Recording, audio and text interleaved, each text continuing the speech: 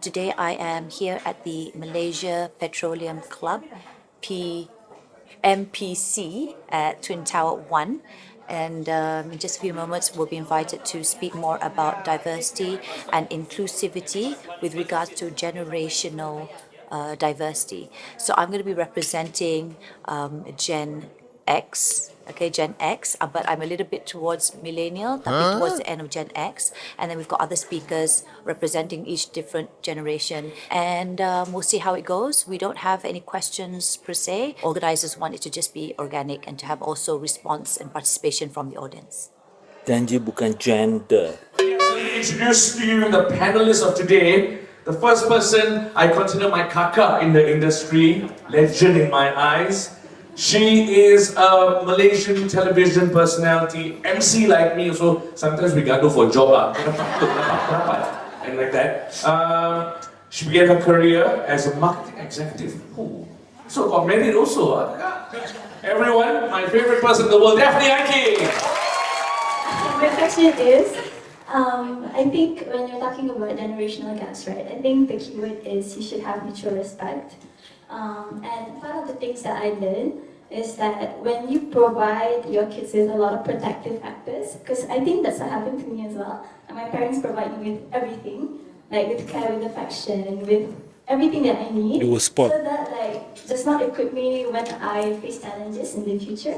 But then also I think part of why kids don't want to communicate with their parents is because they fear that their feelings will not be validated. So where do you find that middle ground between having mutual respect between the younger generation and the older generation, and also drawing the line where oh, you should actually teach them how to cope with the struggle instead of letting them whine and whine about that thing. One of the things that my husband, who is probably a little bit baby boomer, Gen X, okay? So dia hardcore sikit lah. So he said to, in his way of making her decide, you have to decide by Monday, otherwise I'm going to register you whether you like it or not, because we needed to have a decision. We can't be winnie whiny and stuff, but respecting her boundaries, that okay, she's not comfortable, she's not vibing it, but at the same time, hey, we are still your parents, you are still living under our roof, we are paying for everything. And one of the things that he said,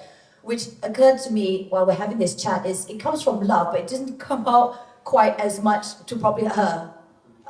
Because he said, no one's ever gonna love you the way we love you. We will fight for you and fight the bullet for you. We will die for you. You must trust us. So much of that, and he really meant it. It was very drama. Okay, tetapi he means it with so much, so much love. We love our kids to bits. Tapi we love you so much that we want also the best for you, and sometimes you have to understand that the kid is still a kid. They don't have the capacity of thinking things through. We've all been there. I know I've done some stupid stuff before, right? And thinking, no, I'm cleverer than my parents. But my parents were always there to stop me from being a little bit too much. And I thank them for them. I used to hate them.